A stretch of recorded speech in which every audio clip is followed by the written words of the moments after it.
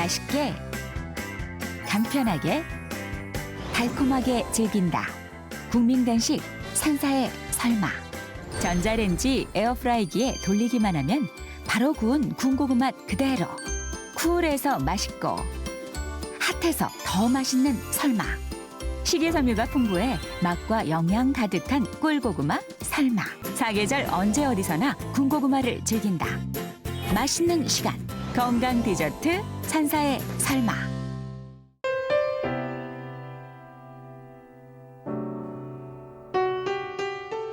통도사 산내 암자중 고려시대에 창건된 비로암은 아담하면서도 오랜 기품이 서린 도량입니다. 평생을 학자로 수행자로 살아오신 법산 스님과 무척 어울리는 곳인데요. 비로암에서 계속된 스님의 공부와 수행 이야기 만나보시죠. 스님이 또 이렇게 스승님도 많이 계시잖아요. 또 스승복이 많다 뭐 이런 얘기들도 하시던데 좀 기억에 이렇게 물흐르듯이 이렇게 시간에 거쳐서 함께 인연을 맺힌 스승님들도 계실 것 같은데. 아니, 살다 보니까 그런 거예요. 내가 요 왔어도 요 지금 오늘 여기가 어디냐면 간산청수거든요. 누각이 간산청수야. 요 앞에 간산청수분이 있는데 물소리 들으면서 산을 보라. 산을 보면서 물소리를 듣는다. 지금 물소리 들리잖아요. 저 푸른 산이 얼마나 좋아요. 좋은 거예요. 그러니까 여기 올라와서 그걸 봐라. 저기 간산청수다. 그런 말씀하시거든. 그러면 산이 지금 하나의 무대요. 저 물소리가 음악이라. 음악. 저런 모령금이요. 그 줄이 없는 거문고라. 줄 없는 거문고에서 물소리가 저렇게 아주 아름다운 음악이 나오고, 지금 까마귀 소리가 들리고 목닭 소리가 들리고 새 소리가 들리고 하는 이것이 자연의 음악 소리다. 저 속에서 도법자연이라 자연의 이치를 깨달아야 된다. 그 우리 경봉스님이 큰 스승 아니겠어요? 네. 그 다음에 이제 단어스님을 또 만났으니까, 단어스님은요 사서상경을 환을 외우시는 분이요. 단어스님은 총기가 얼마나 좋으신지. 단어스님한테서 내가 초발심도 배우고 하은경도 배우고, 그때 이제 무비스님하고 통광스님, 저 심용스님, 그런 스님들 다, 성파스님도 그것도 같이 계시고 그랬어요. 그랬는데 그러니요 활달한 그 모습들이요 정말 강의도 잘하고 사람들한테 쏙쏙 들어가더라고요. 그러면은 스님 되게 궁금해지는 게 단호 스님과의 첫 인연이 언제? 단어스님하고 첫 인연은 대학에 이제 석사 과정하고 할 때 단어스님이 하은경을 석파정이라 하는 대원군 별장에서 하은경 그 교정을 볼 때 있었어. 교훈사 대원하면서 그거 작업을 다 했습니다.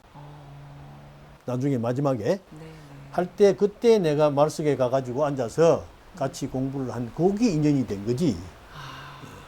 그래서 마지막에 오대산에서 회항을 하는데 스님들 한 50여 명이 전부 모여가지고 2달 동안에 겨울 한철 그 하은경을 싹 강의를 했잖아요. 매일 8시간씩 이어진 탄호 스님의 화엄경 강의는 법산 스님께 환희로움 그 자체였다고 하는데요. 구원행위라는 건 뭐냐? 불성은 부정 심의되게니와 불성은 마음 밖으로 자는 건 아니지만은 심생변지 주상실 안마하면 나면 무득이 죄가 났대요. 한 생각 나면 죄가 나는 거예요. 나는 그거를 참 굉장히 존경하고. 그래서 내가 원래 동국대학에서 산스크리트를 잘해가지고 인도로 유학을 가려고 했었는데 단어스님이 인도 가지 말고 대만으로 가거라. 왜일까요? 대만 가서 중국말을 하면은 모든 대장경이 지금 중국 그 한문으로 된 대장경이 최고 많고 산스크리트로 된 것보다는. 그러니까 대만으로 가면 앞으로 중국이 열릴 것이다. 중국 대륙이 열리면은 거기에 가서 그 모델을 삼아가지고 왔다 갔다 하면은 그게 훨씬 더 높고 중국어 하는 인구가 영어 인구보다도 15억이라 많으니까. 중국말 하는 사람이. 네. 세계에 다닐 수 있는데 왜 그 산스크리트 그 인도 가가지고 고생하려고 하느냐. 대만으로 가라니까. 그래서 어른 말 들으면 된다 해서 나는 스승 말은 그래 잘 들으니까. 예, 그러겠습니다. 유학을 가신다고 할 때에는 내가 무엇을 더 깨우치고 싶다 어떤 이런 목표를 갖고서 떠나시지 않을까요? 어떤 목표가 그 있을까요? 내가 목표는 뭐였느냐. 네. 처음에 목표는 동국대학교에서 내가 산스크리트 강의를 3년 반을 했어요. 산스크리트 바리어 강의를 3년 반을 했는데 하다가 보니까 이게 강의 여기 이게 가지고 하다가 내가 양이 안 차. 공부를 더 해야 될 것 같아. 그래서 대만의 중국문화대학의 철학과 박사과정으로 입학을 하게 됐어요. 학생들을 가르치면서도 식지 않았던 공부에 대한 열망으로 스님은 대만에서 새로운 도전을 시작합니다. 예, 처음에 절에 들어가서 만난 스승이 뭐냐면 인순법사라고 도장인자 순할순자 인순법사라는 분이 대단히 훌륭한 선생님이요. 스님인데 키가 크시고 대만에서는 최고 가는 스승이요. 그 회일강당이라고 지혜해자 날일자 회일강당이라고 거기에 계시는데 내가 절을 소개를 받아갔는데 바로 그 절이요. 이래서 스님이 스승님 복이 많다고 그러죠. 그런데 그 신임이요. 중국 선종사를 쓰시는데 그 중국 선종사의 단막까지의 중국 선종사를 쓰시고 그 뒤에 했는데 그 선종사가 일본에서 훌륭한 논문으로 인정을 받아가지고 입정대학에서 박사를 들였어. 대만에 원래 내가 석박사 과정에서는 중론을 했거든요.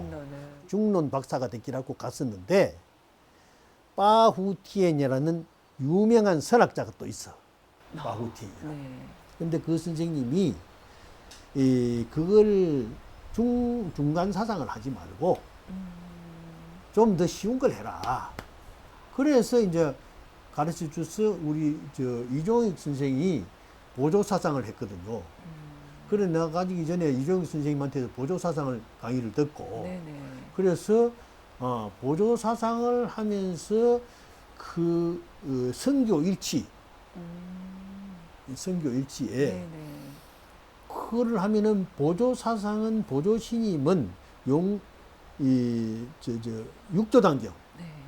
육조 단경을 하다가 초견성을 하시고 하암경을 하다가 다음 깨침을 얻고 그 다음에 가나선을 해서 마지막 세 번째 상무주에서 대종고의 가나선 사상을 딱 깨달아 가지고 선이라는 것은 조용한 데 있는 것도 아니고 시끄러운 데 있는 것도 아니고 일상 응용체에 있는 것이다 하는 걸 깨달아서 보조치님이 선교 일치를 말씀하셨거든. 그러니까 그 선교 일치 사상을 연구해서 가는 게 좋겠다. 그래서 제가 이제 보조 논문을 써가지고 그래서 박사를 하게 된 동기가 됐어요. 결코 쉽지 않았을 유학 생활. 그런데 대만에 처음으로 한국 불교의 바람을 일으킨 분이 법산 스님이었답니다. 회일 강당에 있으면서 이제 교민회에 또 유학생들 만나고 그때는 대만 유학생이 많았습니다. 그랬는데 교회가 있어. 대사님도 교회를 가고 교민들도 교회를 다 가고 오는데 교인 모임에 한번 갔더니 아이고 스님이 오셨습니까? 스님이요 우리 오시기는 처음입니다. 대만 성녀 유학생으로 내가 처음이었거든. 근데 그래 가가지고 했더니 뭐 여기서 우리도 불교가 들어있는데요. 법회를 한번 봅시다 이라는 거라. 그러는데 우리가 포교당을 쪼맨한 걸 만들어 가지고 그 장소를 해가지고 거기서 따로 했으면 좋겠다. 그랬더니 이제 홍법원이라는 걸 만들게 됐어요. 그래서 홍법을 만드는데 내가 뭐 신도도 없고 아무도 없잖아요. 그래서 이제 그때 방학도에 한번 들어와 가지고 지금 원로에 이장하는 세민스님을 만났어. 세민스님은 복이 많거든. 세민스님. 그래서 세민스님 만나서 스님, 제가요 홍법은 법당을 하나 만들려고 하는데 부처님이 없는데 스님 부처님 한번 모시주소. 내가 그랬지. 그랬더니 그래 대만 홍법문에 부처님 생겼잖아요. 그래서 세민스님이 그 부처님 모시주고 이제 간판이 하나 있어야 되겠어. 간판이. 그래 내가 탄원스님한테 가서 스님 제가 대만에 홍법은 만들었는데요. 스님 그 간판을 한번 써주세요. 그랬더니 그래서 써주세요. 대한불교 재화 홍법은 대한불교 재화는 이슬 제자에다가 중화민국 하는 해자 재화 홍법은 해가지고 현판 글씨를 하나 딱 써주셨어. 그리고 딱 들고 왔지. 그럼 다 됐잖아. 그래가지고서는 이제 이 개원할 때 중국 불교협회 회장도 오시고 불광산에 성운대사도 오시고 교민들 생각이 달라지고 제등행렬을 다 했어. 조파일날. 제등행렬을 하면서 유학생들이 등을 들고 시내를 나가 돌거든. 서가모니를 하고 내가 이 가사장사 믿고 탁 돌고 중국 사람들도 같이 하고 제등행렬의 그 모습을 거기에서 보여줘가지고 중국 사람들이 나중에 그걸 본받아서 전부 제등행렬도 하도록 그러하는 계기가 됐어요. 그렇군요. 그 문화의 하나의 이제 새로운 전파 뿌리를 이제 씨앗을 심게 된 그런 계기가 됐다. 정산 100원. 정산은 천년만년 변함이 없다 하나 푸른 숲 흐르는 물은 찰나도 머문 없네. 백운이 흘러 드덥다 하지만 풀나무 혈관마다 머물지 않음이 없네.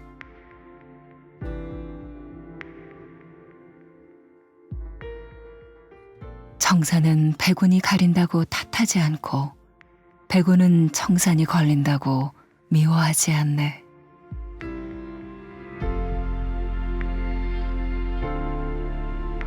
청산 없는 백운 없고 백운 없으면 청산도 없으니 청산이 백운이요 백운이 청산이라.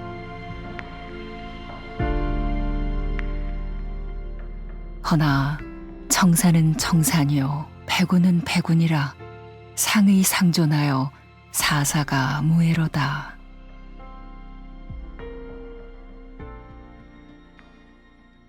선생님께서 이제 동국대학교에 재직을 하시면서 오랜 시간 참 많은 업적을 또 남기신 걸로 또 알고 있거든요.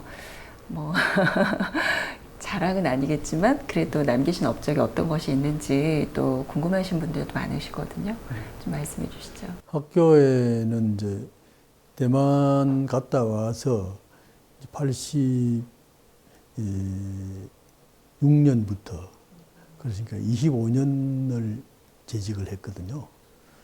그동안에 이제 불교대학 학장도 3번 하고 또 불교대학 원장, 가장 오래 했던 거는 정각원장. 정각원장을 하면서 학교에 우리 동국대학의 설립 당시부터 오늘날까지 그 근하기념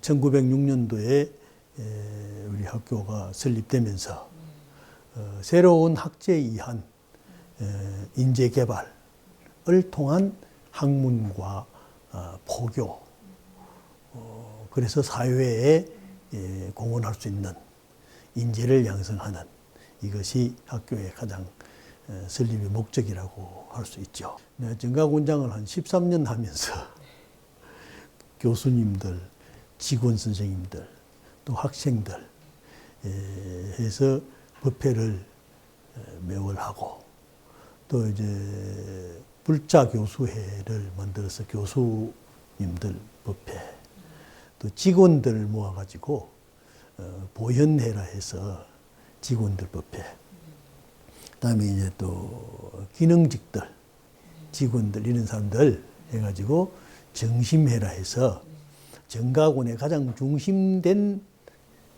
인물들이다. 그래서 그분들에게 떡도 한 번씩 해주고, 또 법문도 해주고, 또 이제 차에 또 데리고 다니면서 저 성지순례도 시켜드리고 그걸 다 그렇게 했어요. 그럼 얼마나 든든하셨겠어요. 아, 이거를 다 본인은 좋아해요. 직장인데 네. 본인들 이렇게 귀히 여겨주시고 잘 챙겨주시 복지 자원으로 굉장히 좀 많이 대우를 해주셨으니까 굉장히 인간적으로. 네. 그 다음에는 이제 내가 그 보조를 전공했기 때문에 박사하면서 그래서 보조사상연구원장을 오래 했습니다.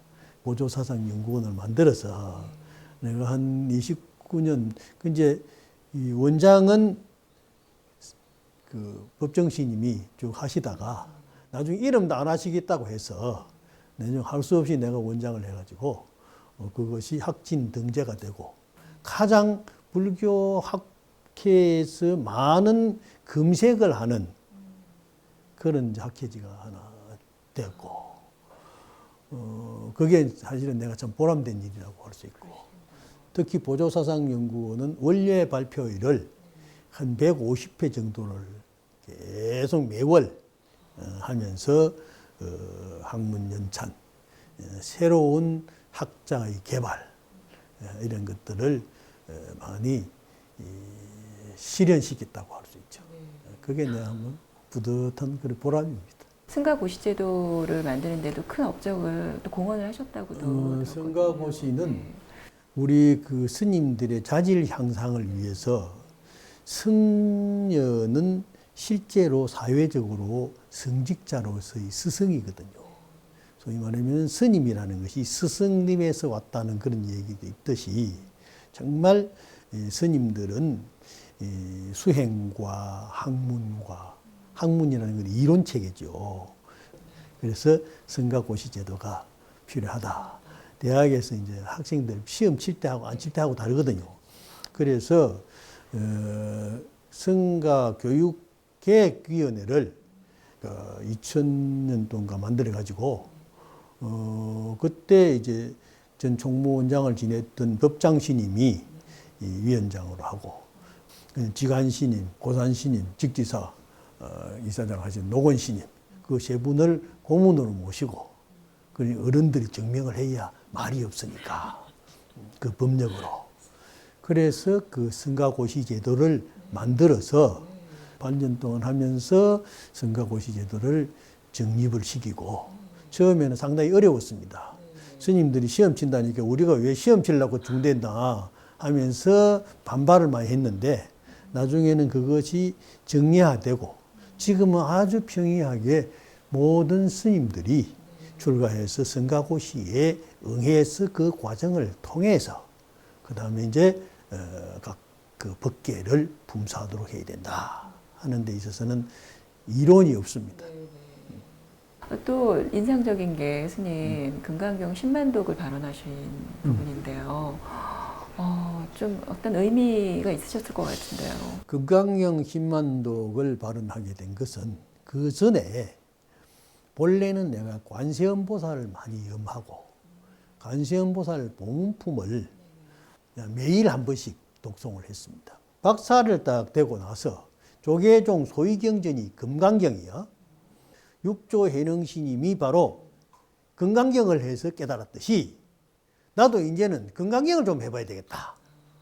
그래서 그때부터 이제 금강경을 하기 시작했어요. 하다가 이제 교수가 되어가지고 금강경 매일 한다. 금강반야바라밀을 하루 한 번씩 했는데 어떤 절에 갔더니 스님께서 불사를 하시는데 금강경을 여러 번 읽고 많이 읽으니까 불사가 잘 된다는 거예요.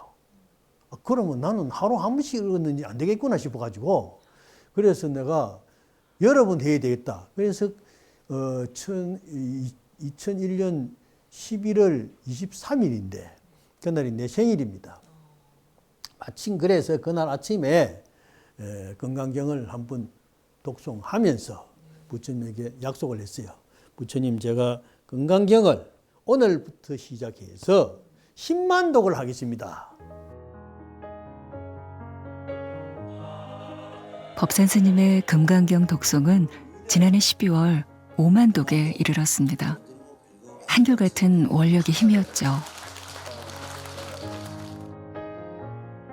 부처님 수행이요 절대 어려운 거 없습니다. 어떤 수행이든 하면 되고 경전도 모든 것이 그렇기 때문에 생활 속에서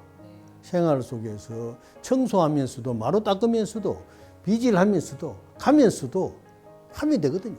그래서 일상에서. 게을러서 안 하고 서툴러서 안 하는 것이지 한다는 한 염원을 가지고 서원을 세워야 돼. 나는 어떤 일이 있어도 해야 되겠다 하는 생각. 그것만 가지고 딱 하면은 그럼 됩니다. 네. 어림 하나도 없습니다. 한번 해보세요. 명심하겠습니다. 금강반야 바라밀경.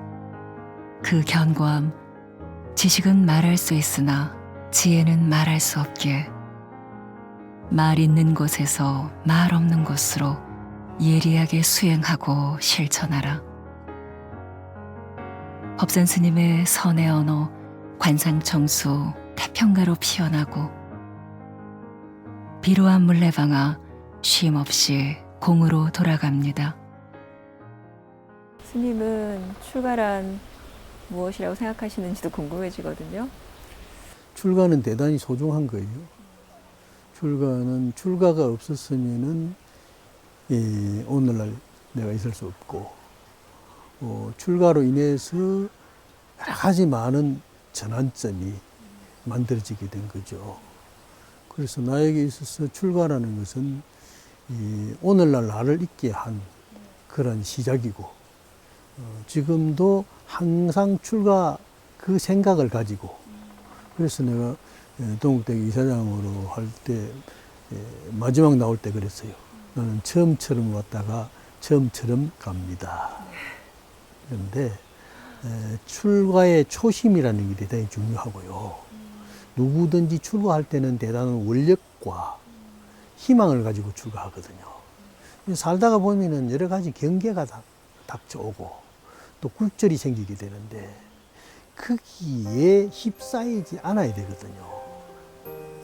그래서 출가라는 것을 단순하게 생각하면 안 되고 항상 출가 정신 그것을 되뇌이고 하면서 자꾸 마음에 하도 찾듯이 그저 그렇게 자꾸 그 생각을 떠올리고 굴려야 그 구르는 사이에 인식이 바뀌는 거야. 스님, 그렇다면 다시 태어나셔도 출가를 하실 생각이신가요? 그렇죠. 저는 그 전생에도 나는 스님이었다고 생각하고 사니까. 그래서 금생에도 열심히 했어. 금생에 만약에 성불을 못하면은 내 생에라도 또 태어나서 스님 돼가지고 계속 등진하고 또 림보체가 이 세상에 다시 태어나서 사람들을 제접하고 또 모든 생명을 귀하게 여기고 같이 친구가 되어주고 또 정토 세계를 만들어 나가는 그런 보살행을 하듯이 나 역시 그렇게 하고 싶습니다. 평생을 불교학자로서 출가자로서 후학들에게 모범을 보여준 법산 스님. 스님이 펼쳐온 법의 향기는 한국 불교의 미래를 밝히는 밑거름이 되어왔습니다. 금강경 10만 독을 회향하실 날이 벌써부터 기다려집니다.